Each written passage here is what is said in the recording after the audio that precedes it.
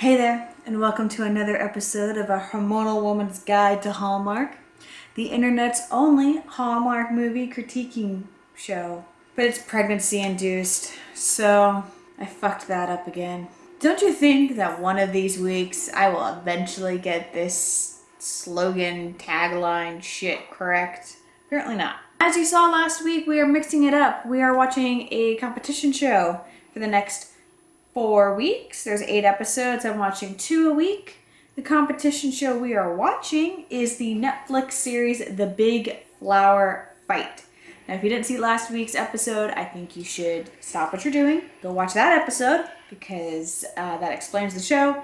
It's basically amateur florists and sculptors and amateur people basically sculpting large flower arrangements, basically like doing floats from like the Rose Parade. But they're really cool. Last week they did insects and flowers at like couture fashion. That was pretty cool. So this week we're going to be watching episodes 3 and 4. Let's go. Ooh.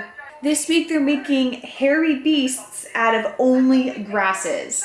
No flowers whatsoever. Oh, that's going to be interesting because grasses are really hard to work with because not only do they dry out pretty quickly if you don't take care of them right, they are also kind of delicate, some of them. In a landscape, I love the look of grasses in landscapes. And I'm not just talking like solid grasses. There are many different types of grasses.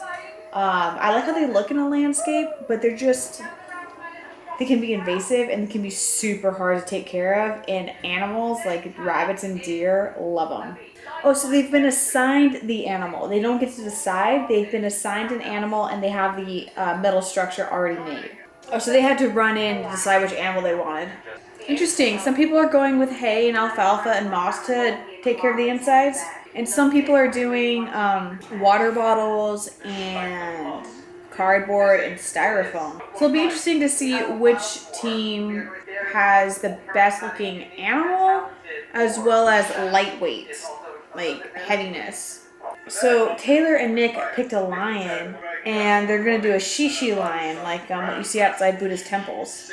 I mean, grasses are really easy to trim. They're not that hard to like prune. I wouldn't call festuca floppy.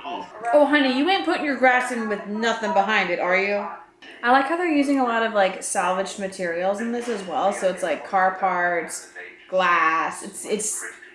I really like how the show is making them combine these two things. People are stealing stuff from other people. This is getting kind of, ooh. This boar is really good. Yeah, Andrew and his partner did a really good job on this boar so far. Oh God, this lion is, oh no, with this lion. This lion just looks so sloppy. Oh no, on this lion. Taylor and Nick are definitely going home. The koala's good. Andy did a great job with the koala. The squirrel's alright. It's not horrible, but it's not gonna win Best in Bloom. It's fun, but not the best. The hair's really cute. Again, not Best in Bloom. Nick and Taylor are going home. That's disgusting. That is terrifying. That's haunting children's dreams at night. It's gross. Andrew and Ryan did a great job on the wild boar. I think the boar is gonna win. The orangutan is also very good. Okay, I think the orangutan's probably gonna win. Hank and Jan are gonna win, and I think Nick and Taylor are gonna go home. Let's find out. Jan and Hank got it. I knew it. They got Best in Bloom again. Nick and Taylor are going home. Wow, so I called it. Oh shit! They're gonna use veggies? They're going to make edible thrones. Oh, I am so down for this. So excited. It's not that hard. You just gotta make some basic structures and add some moss and put some plants in it. It ain't that difficult. A throne's easy. A throne is fucking easy. Hank and Jan are gonna do a cornucopia. I don't think that's gonna work. I don't think Raymond and Chanel's is even gonna come to fruition. Hun. A basket throne. Ralph and Jim are making a basket throne. That's kind of risky considering it's not really a throne. Then add rebar or something. Not that hard. Turmeric as a paint for Jordan and Sarah. That's very creative. Han and Hank's is cool yet again. I really do like Ralph and Jim's. It's beautiful. the basket one. Oh my gosh. Gosh.